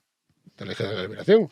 ETA nació en un seminario, esto no nos olvidemos nunca. Todo el nacionalismo fragmentario español parte, porque hay que darse cuenta que la Iglesia en el siglo XIX pierde terreno. La Iglesia Las conformada por desamortizaciones, todo esto, la Iglesia va perdiendo terreno. Y además hay una especie de canto del cisne, ¿no? Porque la infalibilidad del Papa es un principio que es reciente, que es del siglo XIX, la infalibilidad del Papa. Antes no, el Papa no era infalible. Eso que es una especie de, hostia, que pierdo el disco, que pierdo el relato. ¿No? Entonces, claro, la reacción de la Iglesia es apoyar todo movimiento en buena medida refractario con el Estado. El rival de la Iglesia es el Estado. Sí, ahora lo estamos viendo, por ejemplo, con la cuestión del Valle de los Caídos. Por ejemplo. Esto es así. Pero También la lo vimos promoción, en la promoción de los rivales de España como Estado, esto lo hizo la Iglesia en el siglo XIX. Oye, mucho más reciente, hablabas del de ETA, nacionalismo. el tema catalán. El tema catalán. El papel de la Iglesia en esto Cataluña. es fundamental. O sea, cuidado con el tema. Entonces, todo lo que Pero puede conformada por fragmentar el Estado para debilitarlo. Das cuenta que la Iglesia perdió, por ejemplo, la capacidad de poner impuestos, porque el Estado lo monopolizó en el siglo XIX. Y eso fue a partir de la Revolución Francesa. Antes no ocurría así. Pedro. Bueno, yo estoy muy de acuerdo con una cosa que ha dicho Pedro, que es que hay que leer a Santo Tomás de Aquino. Hasta el final. He dicho hasta el Y final. luego, Era si vamos hacia atrás, también en los padres de la Iglesia está la idea clarísima desde el principio del cristianismo de que es imposible la realización, digamos, de la Jerusalén celeste en la tierra, ¿no? Y de una sociedad perfectamente justa e igualitaria. Entonces, los movimientos que pretenden, como es el marxismo, ¿no? Revolucionario, que dice, no, el reino de la libertad y que manarán los ríos de la abundancia y no habrá ninguna injusticia. Eso no es que sea parecido al cristianismo, es que eso es lo contrario del cristianismo. Es decir, lo contrario del cristianismo. El cristianismo veda la posibilidad del cielo en la tierra. Sí, claro. Por la vía secular y por la vía. Entonces, en ese sentido, que haya parecidos, pero insisto, es que también hay parecidos en el liberalismo clásico, en todo hay cosas parecidas a elementos de. Claro, porque todo recoge ese magma cristiano, que es a lo que volvía antes, y por eso no se puede reducir nunca el catolicismo a programa de gobierno. Y esto es de doctrina católica, es que eso es el maquiavelismo católico, es reducir la Iglesia a un instrumentum regni, a un instrumento de gobierno. Entonces, esto, ya digo, y es que además siempre sale mal, porque también podemos encontrar a liberales católicos, no sé, estoy pensando Anso Bastos, ¿no? O otros que lo pueden elaborar, o sea, que hay mil formas de elaborar eso, pero no existe un programa, o sea, el catolicismo no es un programa de gobierno. Y con el socialismo del siglo XXI, que se llama, que es una filfa, porque el socialismo del siglo XXI es un poco, en fin. Sí. Claro, yo creo que más que la Iglesia sea cercana al socialismo latinoamericano, es al revés, por una razón sociológica. Es decir, que cuando también habláis de la teología de liberación y demás, pues el socialismo del siglo XXI es lo que se intentan inventar ahí después del fracaso de la Unión Soviética para ver cómo hacen, ¿no? Y pues hay muchas corrientes del socialismo del siglo XXI, son también bastante poco marxistas, o sea, que ahí se inventan todo tipo de cosas y de fusión. Y lo que bien decías, hay muchos líderes de izquierda latinoamericana que si los traspasas a Europa Occidental serían considerados fascistas o serían considerados, o el propio lema de Cuba, el patria socialismo muerte, ¿no? De Cuba, es decir, pero eso es, ya digo, por debilidades doctrinales y por arreglos de contexto, básicamente porque son países que seguirían teniendo una sociología católica muy, muy fuerte, que las masas a las que se dirigían esos líderes eran católicas y demás. Pero yo no, de nuevo, y vuelvo al principio del programa, yo no veo que el catolicismo aboque o sea próximo al socialismo del siglo XXI. Yo creo que no. Yo creo que en todo caso los socialistas del siglo XXI se intentan acercar a la fe católica por razones de conveniencia política y de contexto político, ¿no? Manu. Sí, en parte es así. Es decir, en países hispanoamericanos donde la inmensa mayoría de la población son católicos y demás, desde las dictaduras socialistas se intentan aprovechar de la propia religión católica para sus propios fines particulares y utilizan en muchos casos herramientas e instrumentos propias de la religión. El socialismo, tú mismo lo has explicado muy bien, Pedro, hacen ese tipo de analogías, la liberación, etcétera, y funcionan un poco a modo de secta, ¿no? En el caso de las dictaduras socialistas. Pero yo creo que hay, lógicamente, muchísimas diferencias con respecto a eso y con independencia de que haya algunos líderes políticos o algunos dictadores que se hayan aprovechado de la religión católica, o como estamos viendo ahora, que a mí me parece ciertamente lamentable por parte de la Iglesia, por parte de la izquierda española, que se intenten aprovechar, que yo creo que hay un cierto utilitarismo en esto, se intentan aprovechar de la figura del Papa, una figura que, insisto, con sus matices, con sus diferencias, con su propia personalidad, tiene su propia forma de pensar, su propia ideología, se intenten aprovechar de esa, a lo mejor, cierta cercanía ideológica en provecho propio. O sea, esto no es este tipo de mítines que estamos viendo por tierra, mar y aire de la izquierda española a nivel político, a nivel mediático, a nivel académico, alabando, ensalzando la figura del Papa, que es mentira. O sea, que aquí hay un componente de intentar utilizar en beneficio propio la figura del Papa. Eso es así. Y podemos estar más o menos de acuerdo. Yo soy crítico en general con la figura del Papa, pero también reconozco que tiene sus luces y sus sombras, como todo hombre, ¿no? Y como toda pues como toda labor que ha llevado a cabo a este nivel de papado y demás. Pero ni todo es negro ni todo es blanco. Entonces, ahora que me vendan desde la izquierda, la misma izquierda anticatólica, la misma izquierda proislamista, la misma izquierda que vulnera y que no respeta los principios esenciales del catolicismo, que ni siquiera respeta las normas que rigen en la Iglesia, porque eso también es... la Iglesia es una institución. Bueno, pues que ahora lo utilicen para intentar de alguna forma aprovecharse de la situación. Insisto, me gustaría ver qué es lo que va a pasar el día que nombren al nuevo Papa y veremos si que en función de qué pie cojea, cómo va a responder esta misma izquierda que hoy está alabando al Papa. También en estos cambios que hacen de opinión, hemos escuchado antes a Sánchez, vamos a cambiar de tercio. El rearme, otra vez, ¿os acordáis? Antes de Semana Santa estábamos hablando de esto. Pues ahora a la vuelta también. Y Sánchez ha venido a decir, bueno, Juanan, cuéntanos. Sí, porque Pedro Sánchez ha querido justificar esta mañana en la rueda de prensa posterior al Consejo de Ministros el aumento del gasto en defensa este 2025 hasta el 2%. Dice que no es que ellos hayan cambiado de opinión, seguro que les suena esto, sino que el mundo ha cambiado y que por eso ellos, como gobierno de España, pues han tomado esta decisión. Ha recibido críticas por parte de Podemos, en este caso Yone Belarra, se ha mostrado pues eso, muy crítica con el anuncio que ha hecho el gobierno esta mañana y calificaba al ejecutivo de Sánchez como el gobierno de la guerra y asegura que la formación morada estará siempre enfrente. Lo escuchamos.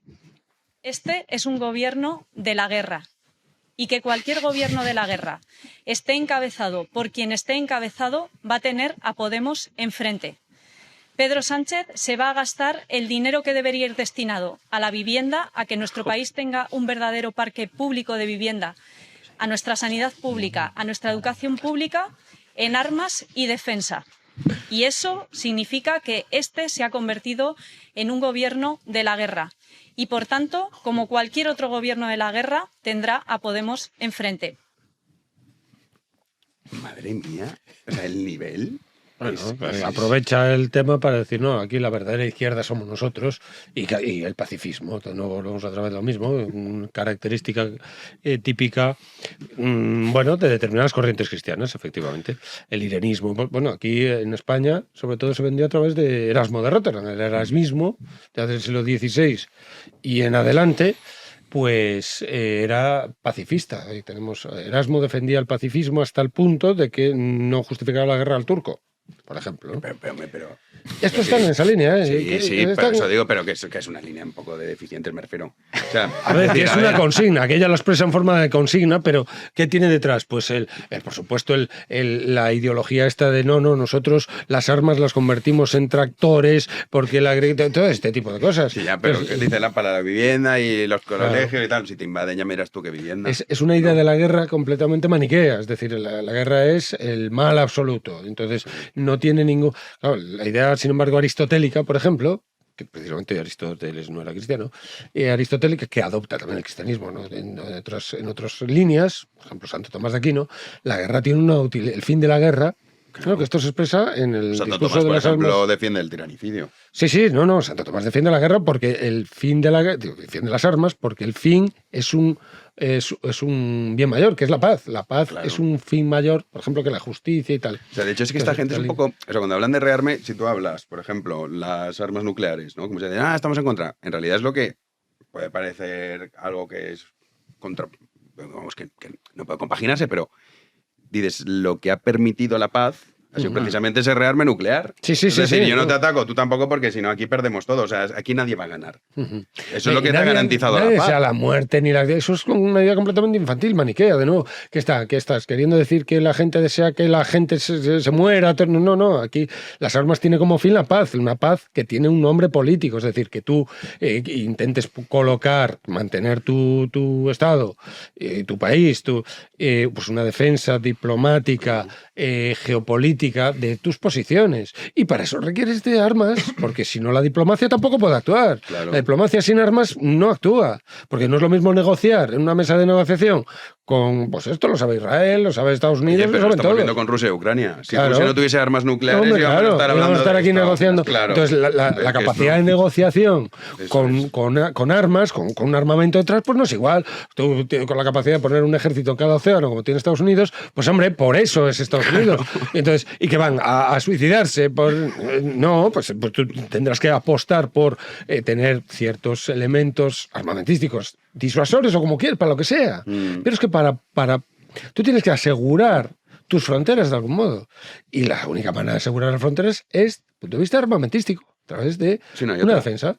Sí, no hay No hay otra. Esto no parecen entenderlos. Manu y luego Pedro. Es un eslogan que no es nuevo, el no a la guerra ya surgió Claro. con la guerra de Irak, en los tiempos de Aznar, de Bush, etcétera, donde había manifestaciones constantes, el no a la guerra, el no a la guerra, el no a la guerra, que después desembocó además en el nunca más también del Fue antes. El accidente. Nunca Más fue antes. Es verdad, Sí, Nunca sí, Más el fue nunca antes. más. O sea, son los grandes emblemas. Es verdad. Pero no. fijaos, el tema del no a la guerra, que ahora está insistiendo tanto Podemos, con el único fin puramente electoral. Yo creo que le va a salir mal la jugada. Y le va a salir mal la jugada por varias razones. En primer lugar, porque en este caso su capacidad para engañar a la población se va a ver muy limitada fundamentalmente por dos circunstancias. En primer lugar, porque aquí lo que se produce es un ataque, una invasión ilegítima, injusta, ilegal por parte de Rusia a Ucrania. Y en segundo lugar, porque la propia Rusia supone una amenaza para países que forman parte de la Unión Europea, empezando por los países del este. Entonces, no es un no a la guerra Incondicional. desde el punto de vista de criticar un ataque a otro país, sino un no a la guerra para negar la posibilidad de defendernos ante una amenaza externa que es la que representa la dictadura de Putin. Y en ese sentido creo que lo va a tener realmente complicado a la hora de tratar de monetizarlo en términos políticos y en términos de votante. Y en segundo lugar, como bien estáis comentando, el tema del rearme hay que verlo desde el punto de vista de la defensa. Un país que está desarmado es un país que, lógicamente, está a expensas de que le invada cualquiera. Se habla mucho, por ejemplo, yo bien sabéis que soy un gran defensor de un país como Suiza, que tiene muchas cosas, muchas virtudes, aparte de que es un país muy capitalista, muy de libre mercado, de gran descentralización, etcétera. En Suiza todos los ciudadanos forman parte del ejército. Esto mucha gente no lo sabe. O sea, hay un ejército regular, pero es que allí los mayores Son de una determinada edad están de reservistas y tienen ametralladoras y subfusiles en su casa. O sea, eso es así. Y encima está rodeados de montañas. Dicen, Suiza nunca ha sido invadido. Pregúntate por qué. Bueno, claro. también la pasta que guardaba Sí, de claro. tanto el que atacaba como el que eso- defendía. no, Bueno, no, pero eso se llama la neutralidad. Sí, sí.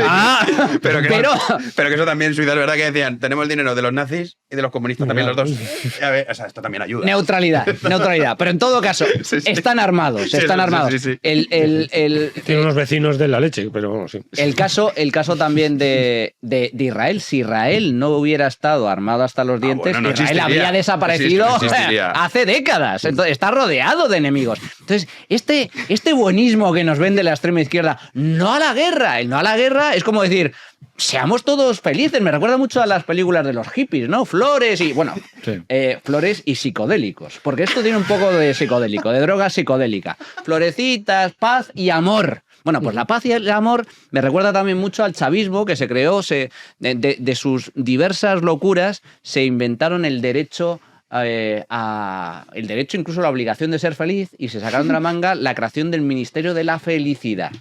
Un chiringuito, pero ya de dimensiones descomunales, para colocar y justificar todo tipo de dispendios. Bueno, pues esto me recuerda al mismo, el no a la guerra. Mira, el no a la guerra, en este caso concreto, porque hay guerras justas y hay guerras que son injustas. Hay guerras legítimas y hay guerras que son ilegítimas. Pero en el caso de Ucrania, la guerra hay que verla como una reacción de defensa ante una agresión ilegítima por parte de una potencia extranjera. Y por lo tanto, el no a la guerra que está defendiendo Podemos es un sí a favor de Putin, un sí a favor del expansionismo de Rusia frente a otros países. Por lo tanto, yo creo que le va a salir mal la jugada precisamente por eso. Porque la gente es consciente de que esto es una cuestión de defensa propia, el tema del rearme, y en segundo lugar, precisamente por esto, porque en este caso concreto, el decir no a la guerra es posicionarse a favor de Putin y en contra de Ucrania. Y luego también el componente que Estados Unidos, no sabemos cómo acabará la historia, pero que nos está diciendo, oye, yo ya estoy harto de pagaros la fiesta. Eso sí. Que esto también es importante teniendo en cuenta lo que es la relación de España con Marruecos. Claro, es que estos están con Marruecos. O sea, es que si mañana se invade Marruecos, bueno, yo no, pero... No, ya les dijeron. Yo voy con Marruecos. Es que irían con Marruecos. Algunos de sus dirigentes, creo recordar, dijeron que Ceuta y Melilla tenía que ser marroquí. Que sí, pues eso te digo, que es que y después de Ceuta y Melilla, Canarias. Y después de Canarias, bueno, pues ya vamos al Andalus, ¿no? Claro, es ridícula acerca de lo que es... Pero es que olvidamos que nos gobierna gente que odia España. O sea, sí, por eso es fundamental. Pero, termino, o sea, lo digo rápidamente. Vamos a ver, aquí lo llamativo es la desconexión, que no es un juicio político, sino es un juicio metafísico, ya totalmente, porque estamos en el maniqueísmo. Esto es lo que quería expresar antes. Vamos a ver, cuando dice no a la guerra, claro, no circunstancia. Guerra es un concepto político en principio, pero cuando ella dice no a la guerra es una fe metafísica, en el que se supone el que la defiende es un perverso sádico que quiere que muera la gente. Entonces, es esa atribución. Entonces, es una guerra y en cuanto tú dices si a esta guerra, o como acabas de decir tú, a esta guerra sí, porque me parece, yo no estoy de acuerdo con esto que dices de Rusia y Ucrania, pero circunscribes la guerra a un determinado lugar y con unas líneas de fuerza geopolíticas, estratégicas y demás, que es donde está la guerra. No en sentido metafísico, no en sentido político. Entonces, cuando empieza... Claro, esta dice no a la guerra. Es claro, como concepto metafísico, sin excepciones, incondicional. Claro, pero después resulta, bueno, entonces, vamos a ver, la guerra a Hitler, por ejemplo. No a la guerra, te diría. No a la guerra, te diría, no. A Hitler no hay que pararle los pies. Claro. Hay que pararle los pies porque no a la guerra. Anexión a Austria, se anexiona a Checoslovaquia, no a la guerra. Sigue con el no a la guerra. ¿Hasta dónde llega? Hasta que Hitler... Claro, ya no puedes decir no a la guerra porque ya ocupó absolutamente todo. Entonces, desde que, por ejemplo, ¿no? Quiero decir que sí, ¿dónde está el límite de eso no a la guerra? De eso no a la guerra. Entonces, como es un concepto metafísico el que utiliza, no tiene límites. Entonces, porque no es una visión política de la guerra, es una visión espiritualista, metafísica, maniquea de la guerra. Y entonces, pues claro, no mide. Y entonces, lo está diciendo un parlamento, que es un organismo político y tal. Y entonces, pero es una idea completamente desconectada de la realidad. Es una fanática irenista y además no va a escuchar. O sea, en cuanto metas contenido político a ese concepto, le metas contenido, no te va a escuchar, le va a dar igual. Sí, es imposible, está completamente ciega absolutamente su posicionamiento. Es una auténtica fanática la mujer esta. Le canta. A mí, hay una parte que me hace gracia de todo esto, que es como una especie de absurdo, es bastante vintage, ¿no? O sea, es una cosa como setentera. El otro día, no sé por qué, me salió en Twitter de la cuenta de la taberna Garibaldi. Entonces me puse a ver lo que publicaban. Y pasé un rato muy bueno y como muy triste a la vez, muy contradictorio también emocionalmente, en el que apareció un cantautor. O sea, daban gracias a cantautores, ¿no? Porque el cantautor ya en sí mismo es una figura, ¿no? Esto del cantautor es una cosa más vieja, vamos. Y la chaqueta de pana, y eso es una cosa. Entonces aparece un tipo, un paisano, en su sofá, dice algo del tipo, pues frases de cantautor. O sea, pues la paz es la ternura de los pueblos, ¿no? O cosas de esas de cantautor. Y luego canta de la Chao. Y tío, es como una especie de viaje atrás en el tiempo, una cosa viejuna, ¿no? Que luego va bastante en la línea de cuando ves fotos de la gente que va a los mítines de Podemos y vamos, o sea, están todos, o sea, de pensión para arriba, vamos. O sea, sí. Porque es normal, pues es una cosa viejuna. Y las charos, y las, sí. Bueno. Claro, pero es normal, es una cosa como de que les debe recordar a su juventud y que entonces... Para mucha gente ahí es volver a sus orígenes, de Izquierda Unida y el no la OTAN y no la guerra, en un contexto que tiene nada que ver, por eso es totalmente antipolítico. Y es más, aquí me fijaba una cosa que es que ellos no actúan como socios de gobierno. Ellos actúan ahí con una especie de celo ideológico, pero que no es de gobierno. Cuando estás en el gobierno, estas chorradas se te pasan. Es decir, Sánchez decía lo de el Ministerio de Defensa que convendría cerrarlo, ¿no? Eliminarlo quería, sí. Sí, bueno, estaba fuera. Pero luego cuando ves la justificación del aumento del presupuesto de defensa es que toca. Es decir, que el contexto internacional, porque estás en la OTAN, pues estás en la Unión Europea. Bueno, él lo disfraza, con palabras bonitas. Sí, pero si quitas... Que él no ha cambiado, que ha cambiado el mundo. Sí, pero cuando el mundo de ayer no existe. Nunca es él. Que ese presupuesto no iba dirigido a las armas ni nada, sino a, como había dicho, un palabra que disfrazaba. Sí, el término rearme no le gustaba. No le gustaba, entonces hablaba de consolidación, no sé qué. Bueno, dijo una palabra ahí. Sí, pero se contradice. Una palabra diferente. Pero se contradice y lo hace. Sí, lo hace. No diga guerra, no diga tal, porque además, esto es lo que apuntabais antes, cuando tú desdeñas todo elemento de patriotismo o de cultura nacional. Salto tecnológico. Salto tecnológico. Que es como llamarle a la paella cocido de garbanzo. Exactamente igual. El defensa, salto tecnológico. Sí, pero vamos, eso yo me lo esperaba. Esto al final es, ya digo, que en ausencia de cultura nacional o de patriotismo, pues esas palabras suenan muy mal en la izquierda. Pero el caso es que PSOE va y lo hace. Que es la diferencia que hay entre PSOE y el resto de partidos de izquierdas de España. Yo creo que Yone Belarra sería capaz de no hacerlo. O sea, cuando entiendo que es una fanática y decirle a Mark Rutte y a la Unión Europea que no lo hace. Sería capaz. Yo creo que no, porque le dirían, no, a ver, Yone Belarra, ¿de qué viviría? Imagínate. Bueno, pero de martirio por la paz eterna. Pero luego el otro argumento que dan dicen, es que esto tendría que ir para los colegios, los niños, siempre, los parques y tal. Y a ver, en realidad, claro, dices, 10.000 millones, aumento histórico, 20 días de pensiones. Sí, si no llega al 2% el presupuesto. No, pero que lo que vamos a gastar son 20 días de pensiones. Son 30% es la seguridad social, ¿no? Y otro 30% que están incluidas las pensiones. Y el gasto dices, más, las pensiones son más, pensiones superan el 40%. El 40% de las pensiones. Sí, casi 1 de cada 2 euros va a esto. Vale. A la gran estafa de nuestro tiempo. El otro es la sanidad.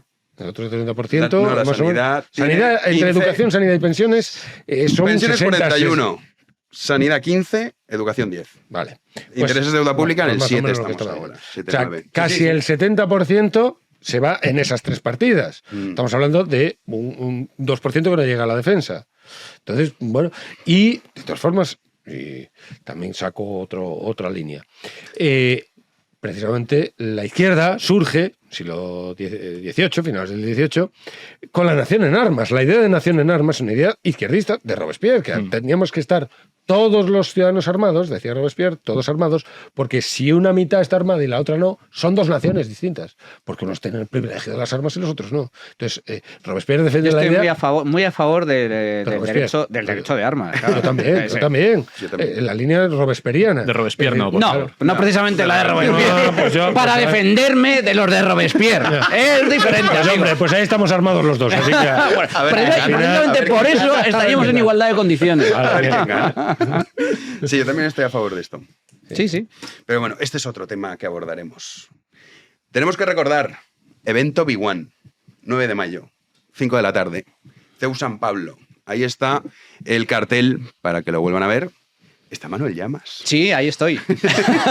Que estarás con Daniel Lacalle y con Luis Fernando Quintero Buena en la gente. mesa económica Buena gente. que modera Nacho Bongiovanni. Luego, tema España, Constitución, desafíos, Hermenegildo Altozano, Fernando Díaz Villanueva, Javier Martínez Fresneda y modera Álvaro Bernat. Y medios de comunicación y sobre todo el papel que tienen en la sociedad, gran responsable. Los medios de comunicación grandes responsables de lo que nos ocurre.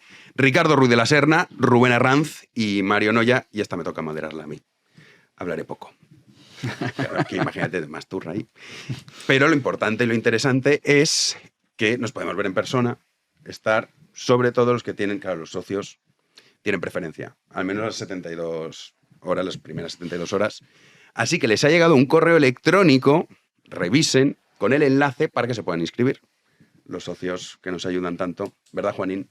Sí, sí, están Tienen que siempre ahí tener al pie del claro. cañón. Sí, ¿qué sería sin ellos? ¿Qué? Son nuestro soporte. Sin duda. Pues hoy tenemos uno nuevo. Estamos fatal, ¿eh? Estamos de capa Bueno, a ver, caída. Sí, es lo que hay, Jano. Bueno, pero aquí decía el Papa Juan Pablo II, que es una de las frases más bonitas que dijo Juan Pablo II, aunque volvamos a ser 12, seguirá Habrá que hablando. defender la Eso verdad, es. sí. Pues con esto estamos. Aunque seamos un nuevo socio. Hay que defender la verdad, cueste lo que cueste, aunque volvamos a ser 12. Eso es. Que eso Es una gran es frase, que Juan ¿eh? Pablo molaba mucho. ¿no? Es una gran frase. Sí, Francisco no tanto. Bueno, vamos a dar las gracias a Miguel de Madrid. Muchas gracias, Miguel. Y aquí concluye la lista. Esto es así. Todo suma. Sin duda. Excepto sin duda. Yolanda Díaz, que resta. O sea, Sí. no suma, ella resta. Sí, vamos a tener que hacer como Iglesias un crowdfunding. No te rebajes, Jano, eso. Hoy pues Oye, tenemos a... Y mandarles un vídeo cantando. De cantautor. Bonita forma de ser empresario esta. ¿eh? Se ha inventado una forma de ser empresario muy típica de los socialistas, que no hay mayor defensor de la propiedad privada que el socialista, porque quiere todo lo que es suyo, y lo que es de los demás también es suyo. Entonces, y o sea, monta una empresa, una taberna, y dice, ahora la quiero ampliar. Y dice, ¡oh, huestes! ¡Dadme el dinero! y le pide un crowdfunding para que sus acólitos Pero Iglesias, aporten. tiene un... No sé vosotros, cómo lo veis, pero yo cada vez que lo veo parece que ha pasado la noche en un contenedor y que lo han levantado. Lo han O en sacado. Garibaldi. Es que la noche... Tiene un la aspecto noche- lamentable. O sea, yo digo, vamos a ver, prefiero... Fíjate lo que te voy a decir cuando iba con esas camisas cutres y la coleta. O sea, ahora dices, este señor ha dormido en un contenedor esta noche, lo han sacado y le han dicho, puta, hay que hacer un vídeo, ¿no? No es muy desagradable, ¿no os parece? A mí No, sí. eso es No sé. pose, eso está estudiadísimo. ¿Tú crees? Yo creo que es repugnante así, Hombre, ¿verdad, eso está eh? muy estudiado. ¿Tú No crees? sé yo, ¿eh? Yo creo que es repugnante. de Yo creo que verdad. no, eso está estudiado muy y ya no hay nadie al mando, ¿eh? O sea, Bueno, que no haya nadie al mando puede ser, pero que está estudiado. Antístenes y Sócrates está ahí, ¿no? Aquí está. Antístenes es el fundador del hipismo antiguo, o sea, de los cínicos, de la escuela cínica, ¿no? Y entonces Antístenes era un hombre rico, pero que iba astrado para simular pobreza, ¿no? Y enfrentarse a la civilización, en contra de la civilización y tal. Y entonces Sócrates le dice, claro, tenía agujeros, su toga, lo que llevase, tenía agujeros, y entonces se le veía la piel. Y entonces le dice Sócrates a Antístenes, por el agujero de tu toga veo tu soberbia. Qué bueno era Sócrates. Sí. Hombre, El mejor. El mejor de verdad. veo tu soberbia. Es soberbia. Ese aspecto astrado, es soberbia la que tiene ese personaje. Que más soberbio no se puede ser, que se ha creído que ha venido aquí para salvar a la...